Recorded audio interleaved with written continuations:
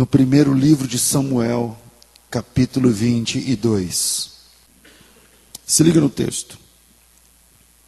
E foi Davi, capítulo 22, versículo 3. Eu falei o versículo? Pegadinha do malandro aqui também. 22, versículo 3. E foi Davi dali a Mispá dos Moabitas, e disse ao rei dos Moabitas: deixe estar o meu pai e a minha mãe contigo, até que eu saiba o que Deus há de fazer de mim. Deixe estar o meu pai e a minha mãe contigo, até que eu saiba o que Deus há de fazer de mim. Esse texto, quando Davi falou isso, ele está confuso. Ele não sabe o que Deus quer da vida dele. Ele não sabe o que Deus... Davi é um cara nesse texto, e só pode ter alguém aqui assim, porque foi muito de Deus o que eu tive que escrever aqui em pouco tempo. E o Davi estava num ponto da vida dele que ele dizia assim: eu não sei o que Deus quer comigo. Eu não sei o que Deus quer da minha vida. Eu não sei, eu não entendo o chamado de Deus na minha vida agora. Então, eu vou deixar o meu pai e a minha mãe aqui com você, porque a minha vida está instável. A minha vida está instável, não é estável, é instável. Não tem estabilidade. Então eu vou deixar os meus pais aqui para não sofrerem tanto, até que eu entenda o que Deus quer de mim. Rapaz, Davi, esse cara que agora está em dúvida, é o grande nome de Israel. Vocês sabem. A bandeira de Israel é a estrela de Davi. Tudo é de Davi lá em Israel. Tudo é de Davi lá em Israel. Você está entendendo? O túmulo de Davi fica a coisa de menos de 100 metros. É mais de 50, mas é menos de 100 metros do cenáculo. Então tem um cenáculo onde desceu o Espírito Santo, o cenáculo onde teve a última ceia de Jesus, e poucos metros, poucos passos dali, o cenáculo é no segundo andar, então você desce e anda, como daqui na recepção, como daqui nos carros aqui do estacionamento aí fora da igreja, e você chega no túmulo de Davi. O túmulo de Davi tem uma entrada para homens e uma entrada para mulheres. E na entrada para... Vocês foram, Cris, no túmulo de Davi? Não foram? Você foi, James, quando você foi?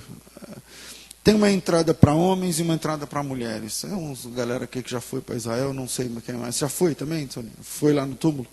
Então veja, de um lado entra homens, do outro lado entra mulheres. Na entrada de homens tem que colocar o kippá, porque na religião judaica tudo é negócio sagrado, tem que pôr kippá, enfim. E aí você põe o kippá, quem não tem kippá, tipo eu, lá tem uma bacia cheia de kippá que você usa só ali mesmo. Você pega, põe, na volta devolve. E aí você entra num ambiente, eu não sei o das mulheres, mas eu não sei se tem, talvez não tenha, mas no ambiente dos homens tem várias estantes com livros. Não sei se tem lá também? Tem. E esses livros são os poemas de Davi, né? Os salmos de Davi, os escritos de Davi, ou as histórias a respeito de Davi, onde as pessoas vêm e ficam ali cantando, não é em alta voz isso que eu vou falar, sabe? É um túmulo, afinal. Então eles ficam ali meditando nos textos de Davi, ali no pé do túmulo de Davi. Davi de longe é o nome mais famoso, né, de Israel, do tempo do Antigo Testamento. Agora Davi é rei, Davi é guerreiro, Davi é músico, Davi é desenvolvedor, eu não sei como é que fala, desenvolvedor de instrumento musical, é o quê? Não sei. Luthier, de violão, de corda, pode ser também, mas instrumentista, alguma coisa assim. Davi é compositor, porque isso não tem nada a ver uma coisa com a outra. Cantor é uma coisa, que desenvolve instrumento é outra coisa, compositor é outra coisa. Davi é compositor, Davi é estrategista de guerra. Davi é estrategista de guerra. Davi é político. Davi é um cara que manja de política internacional, que manja de economia. Davi manja de geografia. Davi é um adorador. Davi é um herói. Davi é um matador de gigante. Enfim, a gente pode ficar aqui falando de Davi, um seminário de Davi o mês inteiro. De verdade. Cada faceta dessa, vamos aprofundar, vamos pormenorizar, e a gente vai achar, e se a gente não ficar o mês inteiro é por incompetência minha, porque assunto tem. Isso é a imagem que as pessoas têm de Davi. Mas, na real, Davi também é uma coisa. Davi também é um homem normal. Davi também era um homem comum. Uma pessoa normal. E nessa introdução, como eu vou falar do capítulo 22, eu pensei bem, correndo contra o relógio ali na sala, tá? Hoje foi muito corrido para mim. Mas nessa introdução eu gostaria de oferecer, senão isso aqui não chama culto de instrução bíblica, né? Eu gostaria de oferecer um rápido release da vida de Davi, uma retrospectiva rápida, para quem gosta de anotar. Bom, quem é Davi? Davi é o filho caçula de uma família pobre que mora em Judá, em Belém, e na Judéia. Eu sei que a família é pobre porque é o filho que cuida do rebanho da família. Eu sei que a família é pobre porque quando Davi vai lá no negócio de levar o queijo, os pães para os irmãos, o irmão pergunta com quem você deixou aquelas poucas ovelhas. Então, Davi é o filho de uma família pobre, de uma casa, não estou dizendo paupérrima, não estou dizendo que são mendigos, não é isso, mas pobre, como nós somos pobres. Numa família normal, o Davi é muito jovem e a informação que a gente tem, eu vou dividir isso até a gente chegar no capítulo 22, eu vou falar sobre 7 informações importantes da vida de Davi para a gente montar um boneco, para a gente entender esse texto, se Deus quiser. A primeira parte, tudo isso, essas 7 aí na introdução, se Deus quiser a gente sai dela rapidinho. Vamos começar com o capítulo 16. 1 Samuel 16, sintoniza aí na sua Bíblia.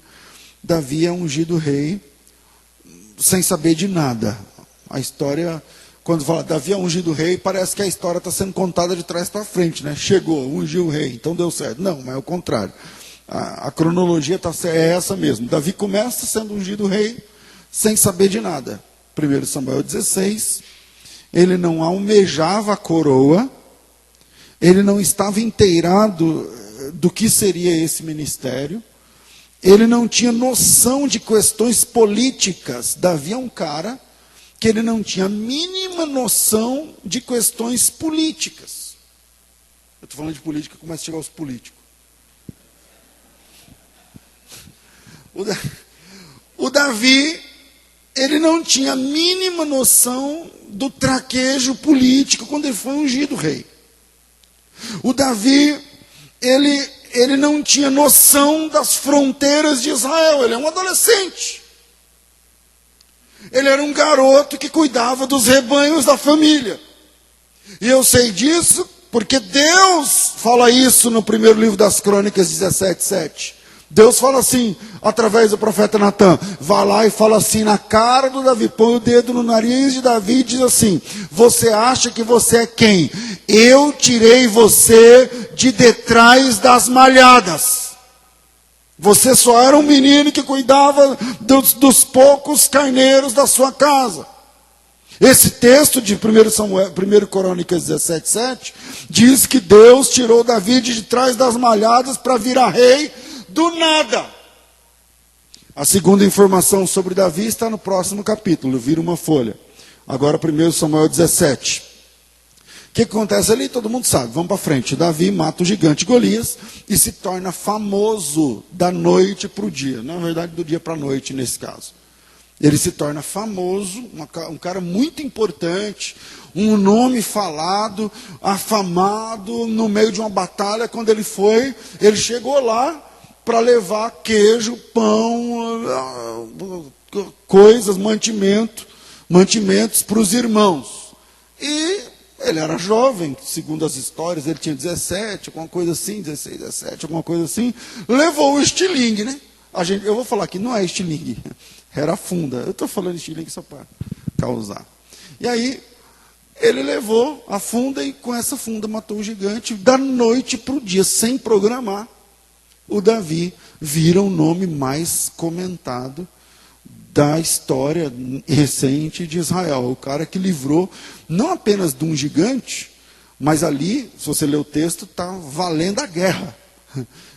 O gigante desce e passa quantos dias? 40 dias afrontando todo mundo. E essa afronta vai amansando Israel. Porque Israel, no primeiro dia que o Golias chegou, ele falou, pensa no exército. O Golias chega e fala assim, dai-me um homem. É ruim para um homem ouvir isso aí. Em outras palavras, apertando a tecla SAP, o Golias está dizendo o seguinte, tem homem aí no meio, macho, para vir aqui comigo?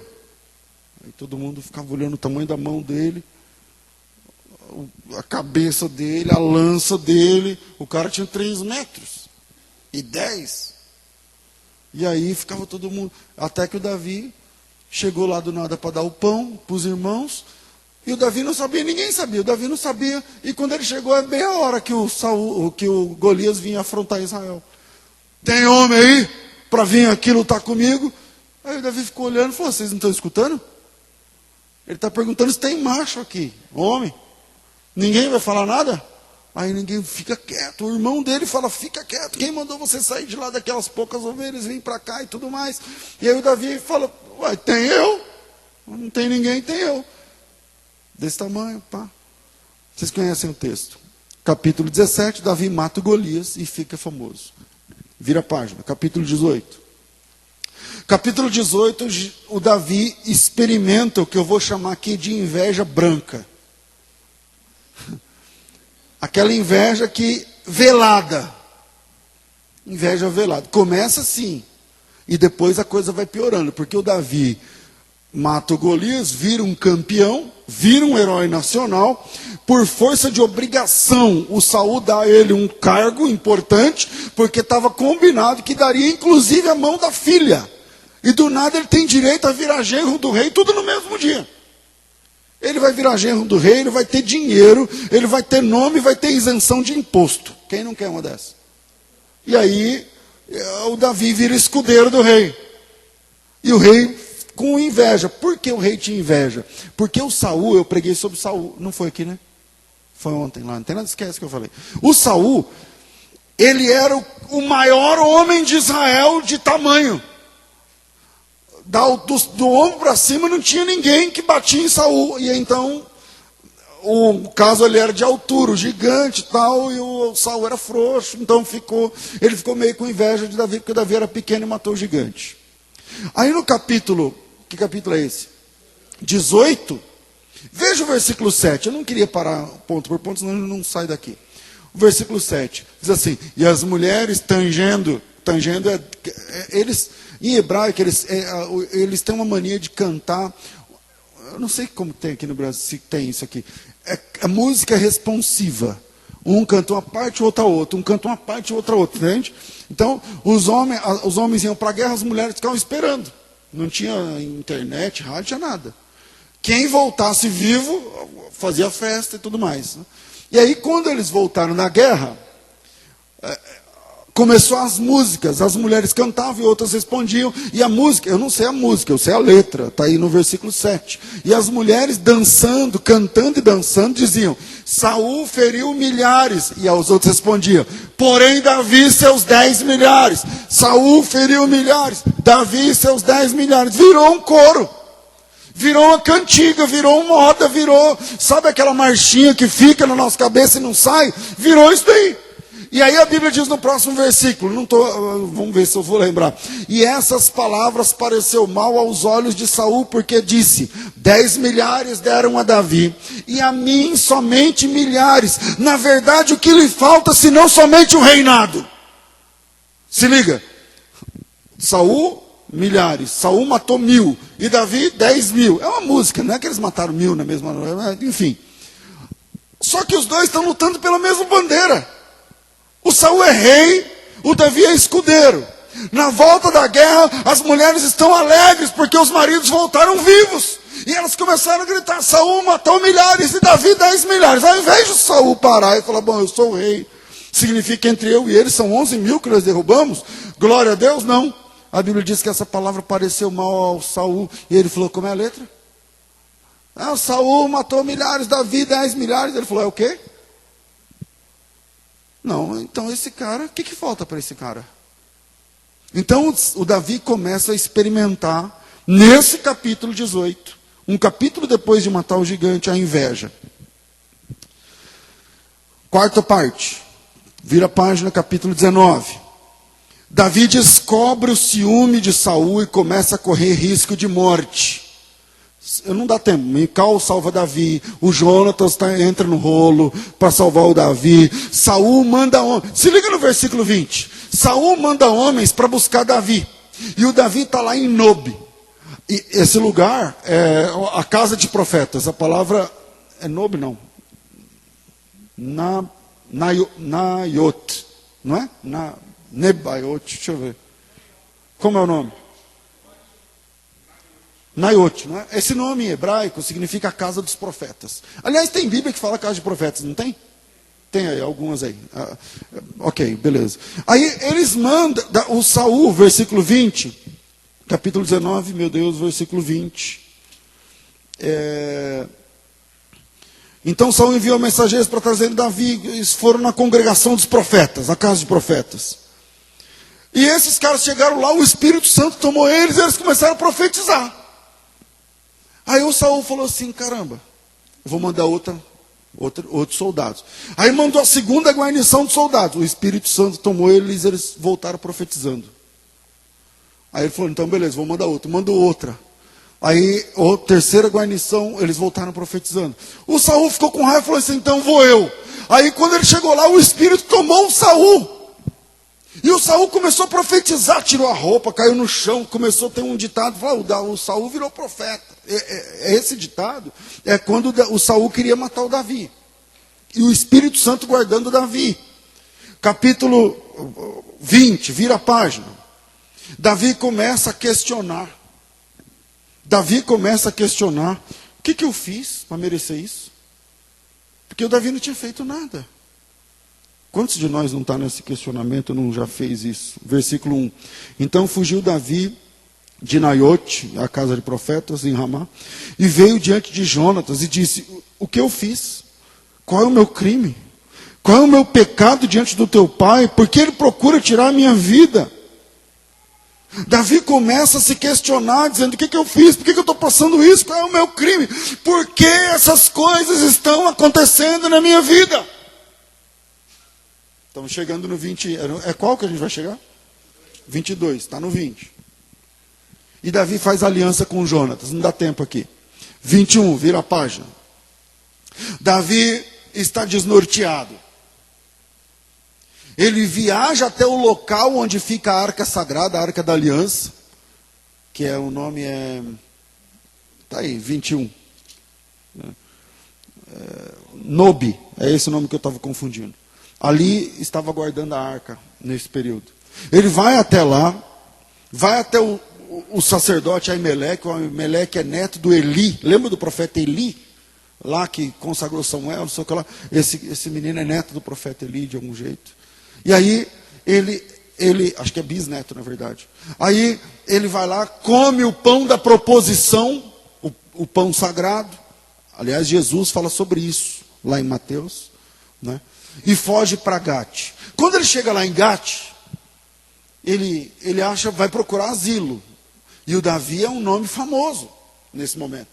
E ele vai procurar asilo. Quando ele chega lá em Gate, ele matou o Golias. O Golias é o rei dos filisteus. Aí ele vai lá em Gate, vai vendo. Aí ele chega lá e tenta buscar asilo, como um mercenário, como alguém que falou: eu posso trabalhar aqui, posso ajudar vocês e tal. E aí o pessoal ficou olhando e falou assim: é o Davi, o Davi sentiu. Isso é o capítulo 21, versículo 10. Ó, fugiu para Gate e tal. Porém, os criados do rei Aques disseram: não é este Davi, o rei da terra? Não se cantava nas danças, dizendo: Saul feriu milhares e Davi 10 milhares? Veja que a musiquinha pegou, né? Está lá em outro país a música. E Davi considerou essas palavras em seu ânimo, temeu, e por isso se contrafez diante dos olhos deles, e fez-se como doido. O Davi deu uma de doido, literalmente. Começou a babar. Entendeu? Começou a babar e começou a se contorcer a mão, não sei o que, fingindo. E aí levaram ele para o rei desse jeito. O rei falou: eu estou precisando de doido aqui no reino, que é o próximo versículo. Solta esse cara. E aí solta o Davi. Aí a gente entra no capítulo 22. No capítulo 22, o Davi deixa os seus pais com o rei dos Moabitas e fala o seguinte, que é o versículo, que versículo? 3. Dali passou Davi a Mispa de Moabe e disse ao rei: eu vou deixar o meu pai e minha mãe contigo, até que eu saiba o que Deus há de fazer de mim. Porque eu não estou entendendo o que Deus quer comigo. Desde quando eu tinha 16 para 17, do nada eu estava lá com as ovelhas, e fui ungido, e depois, enfim.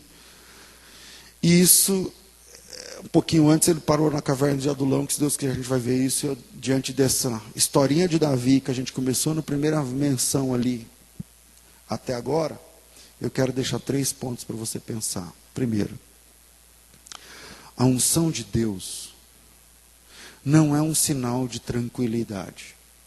A unção de Deus não é uma marca de tranquilidade. Irmãos, unção,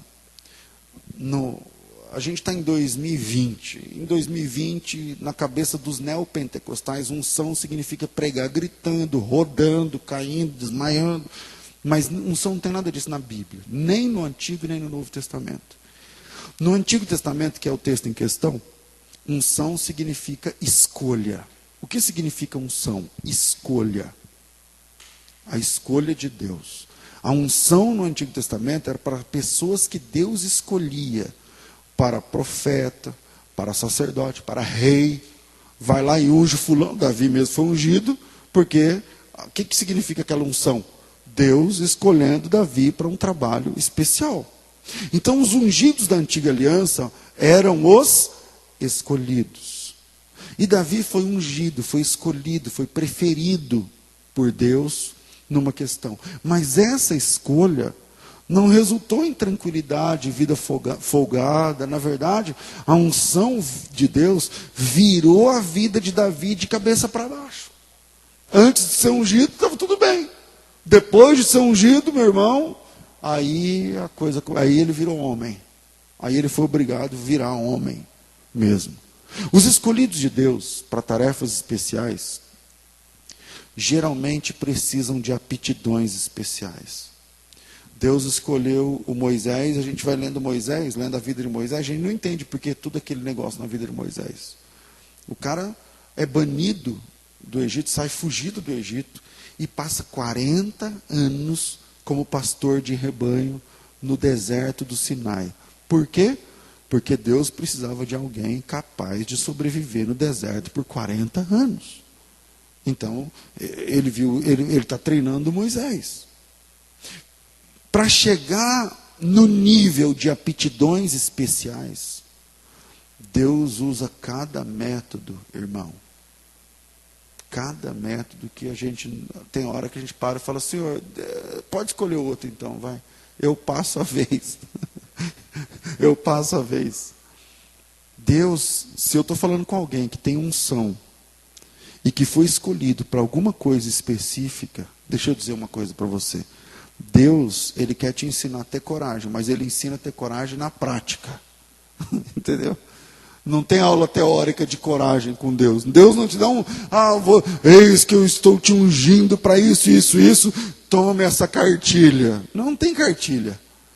Não tem como é que fala aqui, na monte você mesmo, faça você. Não tem. Deus treina a sua fé nas situações.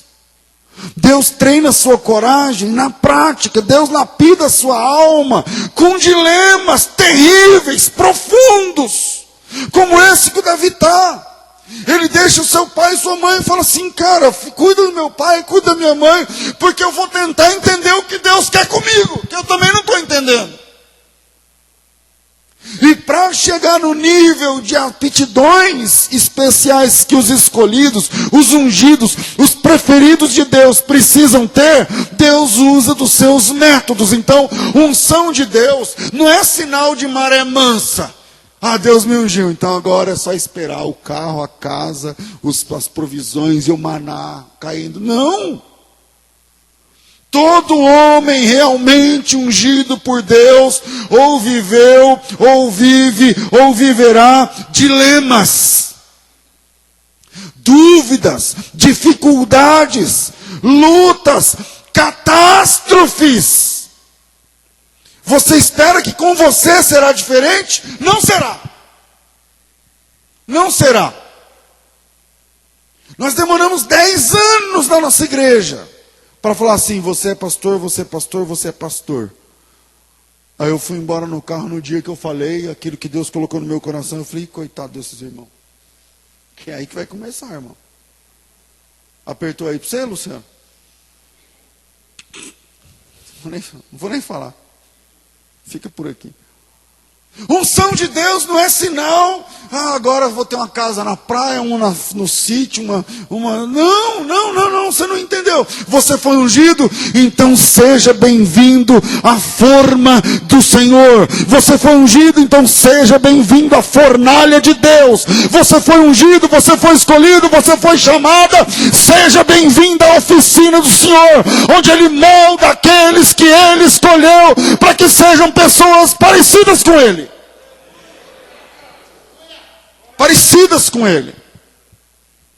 E tem mais uma. Pastor, mas as pessoas podem fingir aí que são mansos e humildes de coração, e elas podem... Não, mas a gente pode... O ser humano, ele finge ações, mas nunca reações. Não tem como fingir reação. Você finge a ação. A reação, meu irmão, vai aparecer. E como é que vem a reação? Diante de situações adversas, diante de adversidades. É na forma de Deus que o caráter é esculpido na vida do obreiro, na vida do escolhido. Nessa carreira, Ele vai moldar você em situações. Ele vai moldar você em questões, dúvidas. Noites que não parece que numa hora não passa, e o relógio trava e não amanhece. Porque Ele precisa de um referencial para essa geração e viu isso em você. Então Ele vai moldar você agora. Amém, irmãos? Infelizmente eu tenho que correr por causa do tempo. Mas primeiro, a unção de Deus não é sinal de tranquilidade. Segundo, momentos não podem definir pessoas. Momentos não definem pessoas. Você é o que você é, não o que você está passando. E isso precisa ficar claro. Olhe para Davi dentro dessa caverna. Olhe para Davi dentro dessa caverna aqui no capítulo 22. Então Davi se retirou dali, escapou para a caverna de Adulão. E ouviram nos seus irmãos e a casa de seu pai. E desceram para estar com ele, ajuntou-se a ele todo homem que se achava em aperto, todos os homens que estavam endividados, todo homem que estava com espírito desgostoso. Veja Davi rodeado de homens, com problemas na alma, talvez maiores que a dele. E aí você olha e fala assim, esse cara é um imã para vagabundo. Esse cara é um imã para endividado. Esse cara é um imã. Ele parece que ele atrai pessoas em dificuldade. Porém, aquilo é só uma fase da vida de Davi. Momentos não definem pessoas. Momentos não definem pessoas. Se você pudesse viajar no tempo agora, Senhor, me dá uma viagem no tempo até na porta da caverna de Adulão com o Davi lá dentro. Sabe o que você ia encontrar? Um rapaz ruivo, pequeno, com os olhos arregalados, sem segurança. Sem segurança de como vai ser depois que o dia amanhecer. E amanhã eu faço o quê? E como o quê? E vou para onde? E trabalho do quê? E abro alguma coisa de quê? E fecho, e trabalho para quem? E faço o quê para viver? Se você fosse lá na porta da caverna de Adulão, você ia encontrar um cara sem expectativas, sem perspectivas, sem pontos de exclamação, só interrogação. E agora? Mas e eu? Por quê? Por que Deus... É isso que ele disse para o rei. Ele disse assim, deixa o meu pai. Porque o pai e a mãe dele viu ele na caverna e foram lá. Que é o texto. Os pais, os irmãos. Ele falou, não mãe, peraí.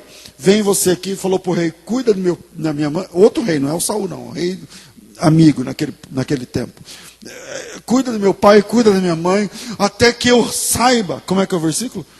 Deixa o meu pai e a minha mãe estar convosco, até que eu saiba o que Deus há de fazer de mim.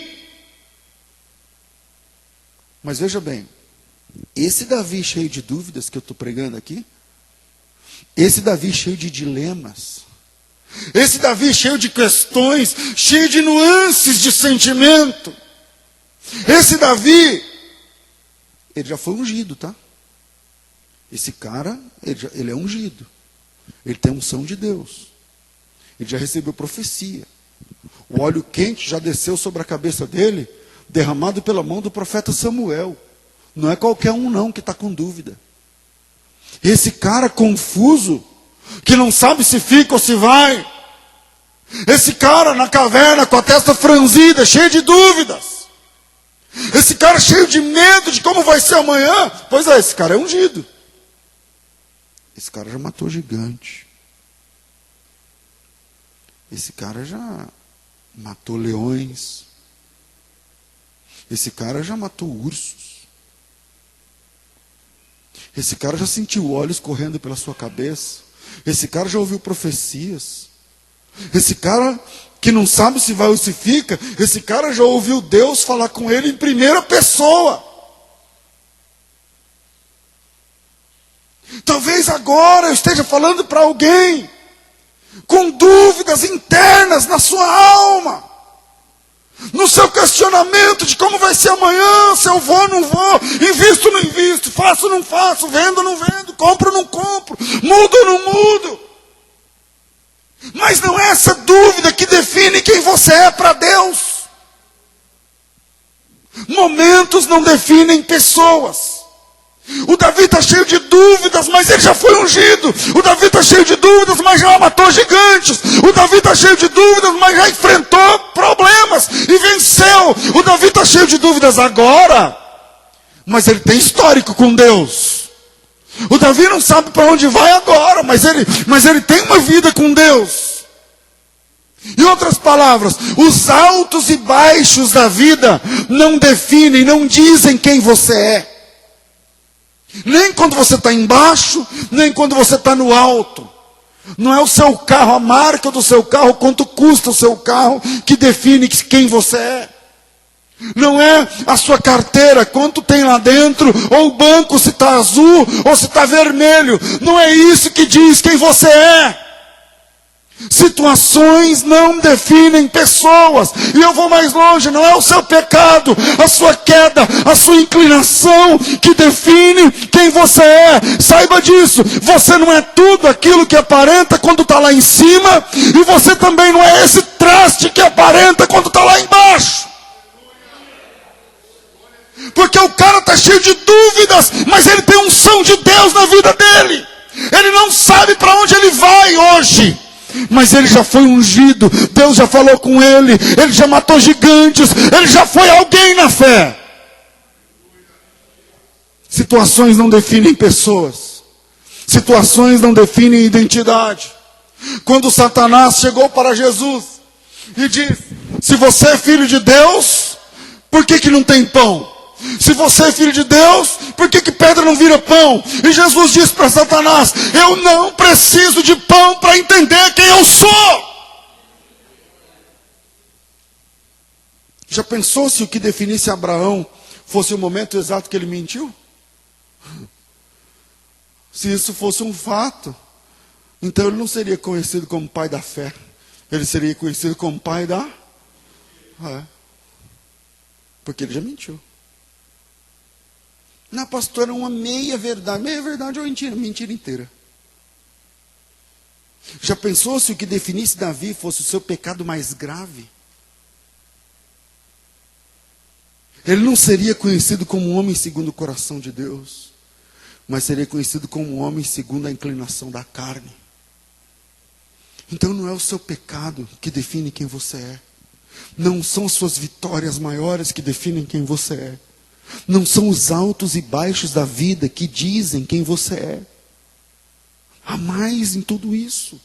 Nós estamos falando de um cara que não sabe para onde vai amanhã, mas que já foi ungido, que tem história com Deus. Talvez eu esteja pregando hoje, exatamente agora, para alguém que nem devia estar ouvindo essa palavra, que nem devia estar aqui, mas veio. E que em tempos passados você já derrubou gigantes.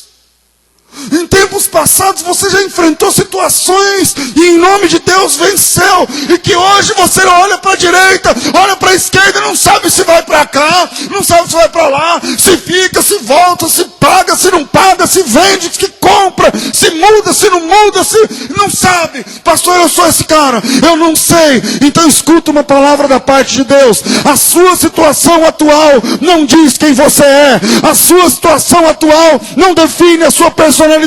Você não é mais de Deus quando você acerta e menos de Deus quando você erra. Assim como um filho não é mais amado quando acerta e menos amado pelo pai quando erra.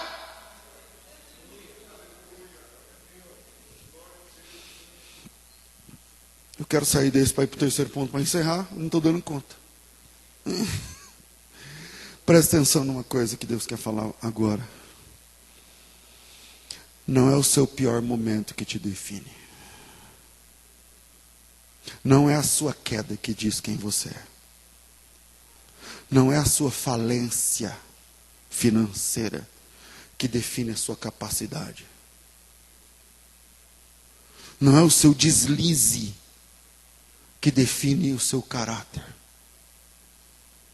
Não é o seu fracasso que define a sua fé. Não é a sua dúvida que define a sua fé. E Deus trouxe você hoje aqui para escutar essa palavra. Aleluia. Terceiro, e a gente termina. A dificuldade é o momento em que Deus nos apresenta pessoas para toda a vida. A dificuldade é o momento em que Deus nos apresenta pessoas para toda a vida. Eu acho que o percentual de divórcio que está em franco crescimento nos últimos anos, até dentro das igrejas evangélicas, que nós vemos hoje, não são todos os casos, tá? Mas eu acho, penso eu, julgue meu pensamento aí. Mas eu acho que o percentual de divórcio que nós vemos hoje é porque as pessoas não querem mais casar na dificuldade. As pessoas não querem casar na dificuldade. É só quando comprar um apartamento, é só quando terminar a faculdade, é só quando tiver carro, quando estiver pagando o seu próprio não sei o quê, quando tiver o terreno, quando tiver estabilizando. Meu irmão, eu casei desempregado. Eu só dava aula. E eu estava com uma turma só por semana. Eu dava 4 aulas por mês para viver. Você está entendendo? Latino para economizar cachorro. Isso é para você ter uma base. E aí, vamos casar, vamos, não sei o que e tal, mas tudo que a gente tem é na luta, meu amigo. É na luta. A dificuldade é uma maravilha para treinar os campeões. É na dificuldade. É saber chegar lá e falar assim no mercado, só tem 80, hein? Só tem 80. Vamos aí, vamos ver. Nós já devolvemos coisa lá na hora de fazer, isso aqui não. Não já? Quem aqui já passou por essa? Levanta a mão. Só para você saber. Caramba, todo mundo também. Tá? Então eu acho que o percentual de divórcio que vemos é porque as pessoas não casam para lutar. Casam para manter as coisas. Então, se casasse na dificuldade, na pindaíba, meu irmão, emprestando daqui, esticando dali e tal, e se virando, eu acho que um daria mais valor no outro. Eu acho que um daria mais valor. Sei lá, penso eu. Porque a dificuldade é a melhor peneira para amizades. Quer saber se uma pessoa gosta de você mesmo? Então, quando você está precisando mesmo, ele está lá com você. Quando você está precisando mesmo, necessitado mesmo. Às vezes de dinheiro mesmo. Não é dinheiro para um negócio, não. É dinheiro para comprar comida. É cinquentão. Fala, tá, irmão, cinquentão. Ó. Você vai lá, você compra arroz, feijão, óleo, tal. Você não vai ficar... Pode não ter carne, mas você vai comer. Então aí, eu não tenho mais, mas semana que vem eu te dou mais 50. Conta comigo aí. A dificuldade é a melhor peneira para as amizades sinceras. A perda, a dor, a insegurança. Segunda-feira, não sei se foi segunda-feira, foi segunda. Eu fui num velório, lá em São Paulo. Pensa, São Paulo. Vê se vocês já viram isso. O velório começava às 9 da noite. Era às 9, depois virou 10. Começava às 9, não adiantava chegar. Eu falei, meu Deus do céu, isso é hora de velório, meu Deus. Podia ser, porque eu estaria em São Paulo, né? Não, tive que ficar lá fazendo hora, já liguei para o meu cunhado. Meu cunhado falou, não, vem aqui em casa, porque o velório era lá perto. Vem aqui em casa, eu já fiz uma festa lá do meu cunhado, já fizeram um churrasco lá para mim, porque eu falei, nunca vou. E dali, deu a hora, fui para o velório. Aí quando cheguei no velório, o morto já foi ovelha minha, há muitos anos, antes da Camila nascer. Um dia, a gente não tinha nada dentro de casa. Eu trabalhava no Instituto Cristão de Pesquisa e não conseguia trabalhar e ser pastor, porque o meu trabalho era indo nas igrejas como eu ia ser pastor. Começou a apertar. A igreja me dava uma ajuda de custo de R$300. E apertava, o meu aluguel era 250. No fundo da casa do meu irmão, do irmão da Vanessa. Aí, uma melhoradinha, mudei para outra casa que era do lado da igreja. Era a igreja, uma casa minha. Para ajudar, para ficar bom, estava reformando a igreja. Vocês me conhecem, o pau quebrando. Aí, cortou a luz. A Camila era bebê. Bebezinha. Sim. Cortou a luz. Aí eu cheguei, a luz cortada. A Vanessa murcha. Aí eu falei, meu Deus. Nisso que eu cheguei, bateram palma. Era esse irmão que morreu, que bateu palma. Bateu palma, eu falei assim, olhei para ele, ele era tesoureiro da escola dominical, ele era obreiro não sei do que, ele era cheio dos cargos.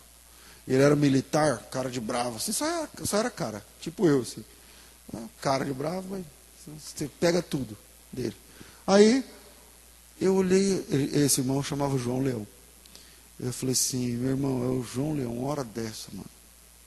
E eu aqui preocupado, crente da igreja, para encher a minha paciência com rolo de igreja. Porque, o que o cara quer lá na casa do pastor? Rolo de igreja. Ah, pastor, vamos falar do evento e tal, não sei o que. Eu com a luz cortada, com a criança pequena. Abri a porta, falei, vamos lá. Ele falou, meu irmão, pai do senhor, tudo bem? Aí ele falou, pastor, não está muito bem não. Eu quase avançando lá. Né? Ah, não está muito bem não? Não, tá não. Eu falei, então entra, vamos conversar, vamos ver o que você quer. E isso já era umas 2:30 da tarde, eu tinha até 4 para resolver a luz sem ter o dinheiro.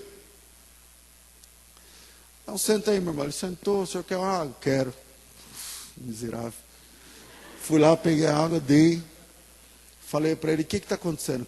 É algum problema? Ele falou, um problema muito sério. Eu falei, então o que é o problema? Ele falou assim, o problema é o senhor.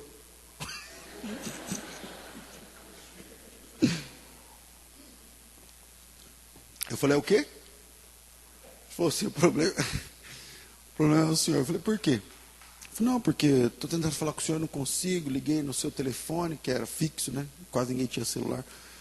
Liguei o telefone, está desligado, falando que é operadora, não sei o que, o telefone cortado. Tal. Eu falei, varão, fala logo o que você quer, porque eu estou com pressa. Ele falou uma frase para mim que eu nunca mais esqueci. Ele falou assim para mim: pastor, eu tenho idade para ser seu pai. Não tenho?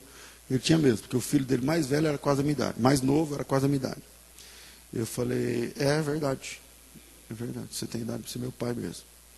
E aí ele falou assim, e eu orando, mais um outro irmão da igreja, eu senti que o senhor estava em dificuldade. Eu não sabia que tinha cortado seu telefone, mal sabia ele que a luz tinha cortado. É que estava de tarde, entendeu? Não dava pra... Aí eu falei assim, então eu vim aqui trazer uma ajuda para o irmão. Se a Camila era bebê, isso tem 18 anos. E há 18 anos atrás, quando o salário mínimo era mais ou menos uns 250, 350 reais, ele me deu 1.500 reais. Só naquela época não tinha nota de 100, só de 50. Ele me deu um pacote de notas. Quando ele me deu um envelope cheio de dinheiro, eu fiquei pensando, deve ser nota de 10, né, de 5, não sei o quê. Eu nunca tinha recebido um valor assim. E aí, quando eu abri assim, só tinha nota de 50. Eu falei, não, varão, isso aqui é muito dinheiro. Eu nem contei, eu falei, isso aqui é muito dinheiro. Não, isso aqui é muito dinheiro. Ele falou, pastor, é a quantia que Deus colocou no nosso coração. É eu e o irmão. Aí, vocês me conhecem, não quis pegar, pega, não pega, não sei o que lá. Peguei. Paguei todas as contas que eu tinha aberto. Parcela do carro, que era de 180 na época. Telefone que estava atrasado, a luz que estava 3 atrasada, a água, não sei o que e tal. Aí esse cara morreu segunda-feira. Eu não vou lá? Aliás, quando deu o derrame nele, derrame não, sei lá o que deu, um ano e pouco atrás, a filha dele postou assim, eu estou precisando de uma cadeira de rodas, não, uma cadeira de banho. Era uma cadeira de roda? Eu falei assim, um já tinha dado a cadeira de roda, eu falei, o que está faltando? Eu dou. É eu que vou dar. Essa é minha. Eu vou achar essa cadeira, eu vou comprar e vou levar aí na sua casa. Aí lá na Zona Leste de São Paulo, fui lá, levei a cadeira. Morreu. Falei, eu não vou no velório desse homem, rapaz. É pelo morto que eu estou indo mesmo. Não é porque é família, porque eu quero ficar, porque o pastor César, se eu não for, vai pegar mal. Não, não. Eu estou indo pelo morto. Eu estou indo pela amizade minha dele, com ele. Relar nele pela última vez. Chorar do lado dele. Ali. E quando eu cheguei, as crianças da igreja da minha época são mães, né? Mães, os meninos já tudo e tal. Aí quando eu cheguei lá, eu não vou em igreja que eu já pastoreei, não volto assim, não. Não fico indo. Não vou mesmo. E aí, eu cheguei, aí muita gente, o pastor César Cavalcante, é o pastor César e tal. As crianças, os adolescentes eram tudo pais, tal, velhos já, tal. E aí, eu cheguei lá, eu e a Vanessa. E aí, uma me abraçou, normal, eles são 2 filhas e um filho. E uma me abraçou, eu não sei se a Vanessa ouviu, mas ela me abraçou e falou assim, pastor, eu não esperava que o senhor vinha hoje. O senhor não tem noção como meu coração se alegra em Deus do senhor ter vindo aqui. O senhor saiu da sua casa, da sua cidade, eu sei como o senhor é, atarefado, o senhor veio dar um tchau para o meu pai. Quem falou isso foi a Luciana. Eu falei, Lu, você acha que eu não ia vir aqui, minha filha? Numa hora dessa? Numa hora dessa eu não ia estar aqui com você? Eu estou aqui, falei lá no velório, preguei e tal. A dificuldade é a melhor peneira de Deus para nos apresentar homens e mulheres para atravessarmos a vida. É na dificuldade. São os campos onde Deus mais nos ensina a cultivar amizades profundas. Confiança de verdade. Confiança sem interesse. É nesse terreno, o da dificuldade, que aprendemos que podemos ser bênção na vida de alguém, mesmo fazendo o que para nós é pouco. Porque 1.500 contos salvou meu mês, meus 2 meses, minha vida naquele momento. Mas para esse cara que era aposentado da reserva, oficial da polícia, não sei o que lá, nem era muito. Talvez. Ele foi lá e falou, pega 1.500. Está aqui. Deus mandou, está aqui, pastor. Se liga, com pouca coisa, que você pode fazer? Você muda a vida de uma pessoa. Com pouca coisa. Com pouca coisa que você faz, uma indicação. Uma atenção que você dá. O texto diz que Davi está sem rumo, entra numa caverna e acontece uma coisa muito interessante. Aí eu tinha que parar faz 10 minutos, eu termino em 5. Pessoas vão se juntando a Davi. Cada dia mais, cada dia mais, cada dia mais. Muita gente, centenas. E esses caras, quem são eles? Lá na frente? Os valentes de Davi. Davi, mesmo em aperto, foi bênção e liderou esses caras. É só ler o texto. 22:2. Juntou-se a ele todo homem que se achava em aperto, homens endividados, todos os homens com espírito desgostoso. E Davi se fez capitão deles. Olha aqui para mim. O Davi não tinha norte nem para ele. O Davi estava desesperado por ele. Ele mesmo não sabia o que queria fazer.